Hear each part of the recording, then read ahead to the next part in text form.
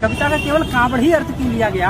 बाहर जो आजकल कांवड़िया उपद्रव कर रहे हैं, कहीं मारपीट कर रहे हैं, ये लोग जबरदस्ती उसके लिए लपेट रहे हैं अपने लिए। तो इसके लिए क्या है कि ऊंची मानसिकता के लोग हैं जिन लोगों ने कराया है, व्यक्तिगत हमसे ईर्षा दोष रखते हैं। और जो सरकार ये पाखंड फैला रही है और शिक्षालय को बंद कर रही है और कांवड़ यात्रियों को बढ़ा रही है और मदिरालय खोल रही है, इसके खिलाफ जम के बोलना चाहिए। आदमी का अपना अपना विचार होता है, वैसी आलोचना करते हैं, समर्थक भी हैं, आलोचक भी हैं।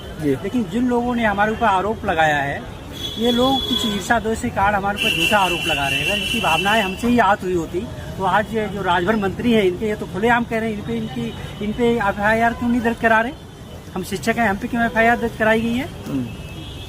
और कविता जो थी वो हमारे छोटे छोटे बच्चों के लिए थी, जो जिनका पढ़ाई ज्यादा आवश्यक है। और बाहर जो आजकल कांवड़िया उपद्रव कर रहे हैं, कहीं मारपीट कर रहे हैं, कहीं दुर्घटनाएं घट रही है और नशा भी खोरी चल रही है, तो सभी कोई जान रहा है। बच्चे जाते हैं, उनपे उनका गलत असर पड़ता है। तो मैं तो बच्चों को शिक्षा प्रोत्साहन करने के लिए और इन दुर्घटनाओं से बचने के लिए कविता पढ़ी थी। कविता का केवल कांवड़ ही अर्थ क्यों लिया गया। उसमें शिक्षालय है, मनुष्यता है, प्रेम है, खुद को दीप बनाओ, काबिल बनाओ सबको, इसका अर्थ क्यों नहीं लिया गया। ये अत्यंत संकीर्ण मानसिकता के लोग हैं जो ये काम कर रहे हैं। और मैं इस चैनल के माध्यम उनको सूचना भी भिजवाना चाह रहा हूँ, अगर वो इतने ही हिंदुत्ववादी हैं तो राजभर जो मंत्री हैं उन पे भी मुकदमा दर्ज कराएं। तो आपका क्या मकसद था? आप जो ये कविता पढ़ रहे हैं, पूरी कविता हम लोग सुन रहे हैं, पूरे देश के लोग सुन रहे हैं, तो आप देश के लोगों से क्या कहेंगे? आपका इस कविता के माध्यम से क्या संदेश आप देना चाहते थे? मैं ये कहना चाहता हूँ, मुंशी प्रेमचंद जी ने 1936 में एक बार कहा था कि साहित्य राजनीति के पीछे चलने वाली सच्चाई नहीं है, बल्कि राजनीति के आगे मशाल जलाती हुई चलने वाली सच्चाई है। तो वही सच्चाई मैं प्रकट मैंने किया है। मैं एक साहित्यकार हूँ, कवि हूँ, मेरी कविताएं भी हैं, जो कविताएं भी लिखता हूँ, लेख भी लिखता हूँ, जो बड़ी बड़ी पत्रिकाओं, पेपरों में, न्यूज और इसमें दूरदर्शन और आकाशवाणी में भी जो है प्रसारित हुई है। तो उसी के माध्यम से भी हमारी रचनात्मक प्रतिक्रिया थी कि बच्चों के लिए जो है उनके लिए समझा दिया जाए। तो वही मैंने उनको संदेश दिया शिक्षा के प्रति, शिक्षालय जाओ, शिक्षालय देवालय जाओ, ज्ञान प्रगाढ़ करो, तो सत्कर्मों से अपने जीवन का उद्धार करो, तो इस तरह से है।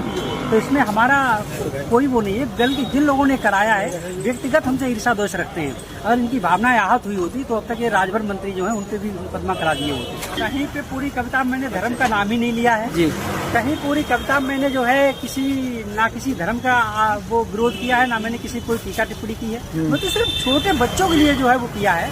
ये लोग जबरदस्ती उसके लिए लपेट रहे हैं अपने लिए। तो इसके लिए क्या है कि ऊंची मानसिकता के लोग हैं। तो मैं इसके लिए क्या, मैं कुछ नहीं कहूँगा, इनके लिए क्या कहूँगा, वो तो खुद ही दिखा रहे हैं क्या उनकी मानसिकता है। तो अभी आप सभी लोग SSP से मिलने आए हैं, SSP के द्वारा क्या कहा गया है और क्या आप क्या कहें?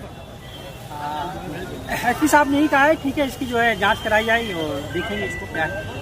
क्या संदेश आप लोगों को देना चाहते हैं कि देश भर के लोग जानना चाह रहे हैं कि आपने जो बोला है, और बड़े बड़े लोग भी आपकी जो वीडियो से ट्वीट कर रहे हैं, तो क्या कहेंगे? मैं यही कहना चाह रहा हूँ कि सारे बुद्धिजीवी वर्ग को जाग जाना चाहिए और जितना भी पाखंड आडंबर जो फैल रहा है इसके खिलाफ जमकर बोलना चाहिए। और जो सरकार ये पाखंड फैला रही है और शिक्षालय को बंद कर रही है और कांवड़ यात्रियों को बढ़ा रही है, ठीक है, और मदिरालय खोल रही है, इसके खिलाफ जम के बोलना चाहिए।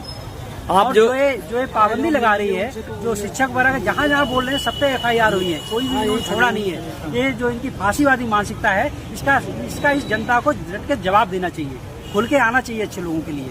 तो अभी स्कूल भी बंद किए जा रहे हैं कि आप उस मुद्दे के ऊपर और इशारा कर रहे हैं? हाँ।